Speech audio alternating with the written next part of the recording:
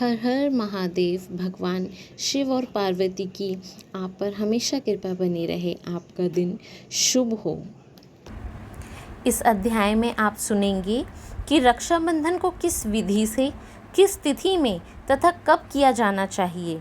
इसे सुनने के लिए हमसे अंत तक जुड़े रहें। यदि आपने हमारे पहले के अध्यायों को अभी तक नहीं देखा है तो पहले जाकर उन अध्यायों को देखें। यदि आप हमारे चैनल पर नए हैं तो हमारे चैनल को आज ही सब्सक्राइब करें ताकि भगवान शिव की आप पर हमेशा कृपा बनी रहे। तो बोलो हर हर महादेव। आइए शुरू करते हैं 21वां अध्याय। सनत कुमार बोले, हे दयानिधे, कृपया करके अब आप पूर्णमासी व्रत की विधि कहिए, क्योंकि हे स्वामिन, इसका महात्म्य सुनने वालों की श्रवण इच्छा बढ़ती है। भगवान शिव बोले, इस श्रावण मास में पूर्णिमा तिथि को उत्सर्जन तथा उपाकर्म संपन्न होते हैं।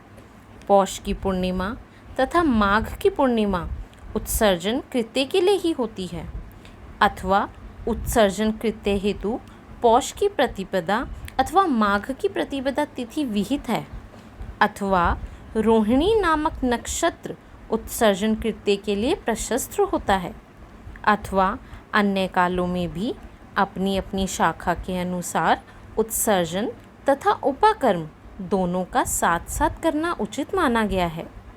अतः श्रावण मास की पूर्णिमा को उत्सर्जन कृत्य प्रशस्त होता है। साथ ही ऋग्वेदियों के लिए उपाकर्म हेतु श्रवण नक्षत्र होना चाहिए। चतुर्दशी, पूर्णिमा अथवा प्रतिपदा तिथियों में जिस दिन श्रवण नक्षत्र हो उसी दिन ऋग्वेदियों को उपाकर्म करना चाहिए। यजुर्वेदियों का उपाकर्म पूर्णिमा में और सामवेदियों का उपाकर्म हस्त नक्षत्र में होना चाहिए। शुक्र तथा गुरु के अस्त काल में भी सुखपूर्वक उपाकर्म करना चाहिए, किंतु इस काल में इसका आरंभ पहले नहीं होना चाहिए, ऐसा शास्त्रविदों का मत है। ग्रहण तथा संक्रांति से दूषित काल के अनंतर ही इसे करना चाहिए। हस्त नक्षत्र युक्त पंचमी तिथि में अथवा भाद्रपद पूर्णिमा तिथि में उपाकर्म करें। अपने अपने ग्रह सूत्र के अनुसार उत्सर्जन तथा उपाकर्म करें। अधिक मास आने पर इसे शुद्ध मास में करना चाहिए। ये दोनों कर्म आवश्यक हैं, अतः प्रत्येक वर्ष इन्हें नियम पूर्वक करना चाहिए।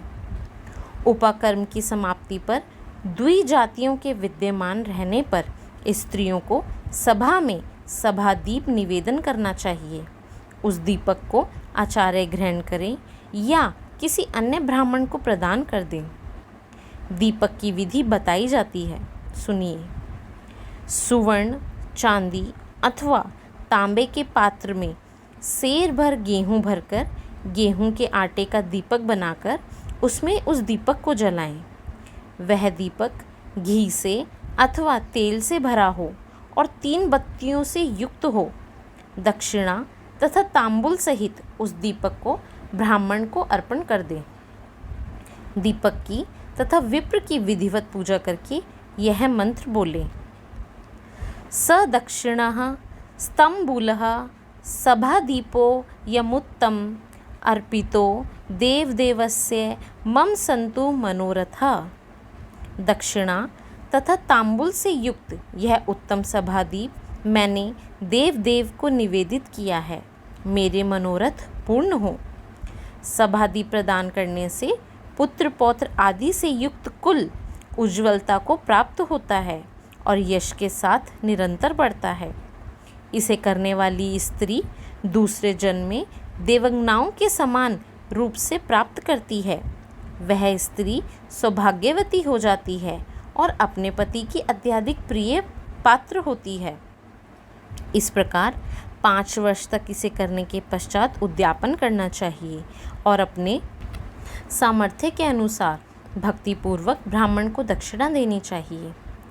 यह मैंने आपसे सभादीप का शुभ महात्म्य कह दिया है। उसी रात्रि में श्रवण का कर्म करना बताया गया है। तत्पश्चात वहीं पर सर्प बलि की जाती है। अपना अपना गृह सूत्र देखकर यह दोनों ही कृत्य करने चाहिए। हे ग्रीव का अवतार उसी तिथि में कहा गया है, अतः इस तिथि पर हय ग्रीव जयंती का महोत्सव मनाना चाहिए।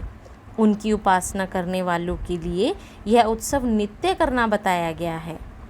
श्रावण पूर्णिमा के दिन श्रवण नक्षत्र में भगवान श्री हरि हयग्रीव के रूप में प्रकट हुए और सर्वप्रथम उन्होंने सभी पापों का नाश करने वाले सामवेद का गान किया। इन्होंने सिंधु और वितस्ता नदियों के संगम स्थान में श्रवण नक्षत्र में जन्म लिया था, अतः श्रावणी के दिन वहाँ स्नान करना सभी मनोरथों को पूर्ण करने वाला होता है। उस दिन वहाँ धनुष, चक्र, गदा धारण करने वाले विष्णु की विधिवत पूजा करें। इसके बाद समागम का श्रवण करें, ब्राह्मणों की हर प्रकार से पूजा करें और अपने बंधु के साथ वहाँ क्रीड़ा करें तथा भोजन करें। स्त्रियों को चाहिए कि उत्तम पति प्राप्त करने के उद्देश्य से जल क्रीड़ा करें। उसी दिन अपने अपने देश में तथा घर में भी इस महोत्सव को मनाना चाहिए। हयग्रीव की पूजा करनी चाहिए तथा उनके मंत्र का जप करना चाहिए। उस मंत्र को सुनिए।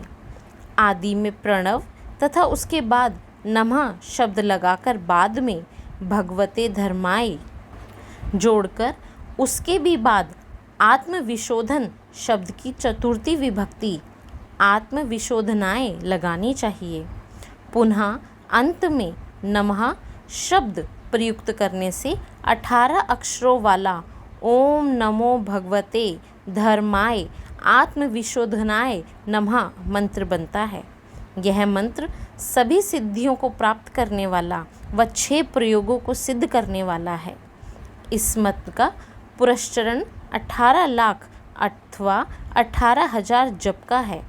कलयुग में इसका पुरस्चरण इससे भी 4 गुने जप से होना चाहिए। इस प्रकार करने पर हयग्रीव प्रसन्न होकर उत्तम वांछित फल प्रदान करते हैं।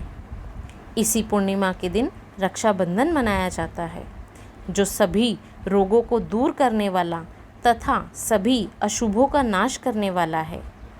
हे मुनि श्रेष्ठ, इसी प्रसंग में एक प्राचीन इतिहास सुनिए। इंद्र की विजय प्राप्ति के लिए इंद्राणी ने जो किया था उसे मैं बता रहा हूँ।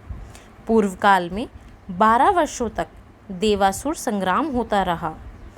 तब इंद्र को थका हुआ देखकर देवी इंद्राणी ने उन सुरेंद्र से कहा, हे देव, आज चतुर्दशी का दिन है, प्रातः होने पर सब ठीक हो जाएगा। मैं रक्षाबंधन अनुष्ठान करूंगी, उससे आप अजय हो जाएंगे।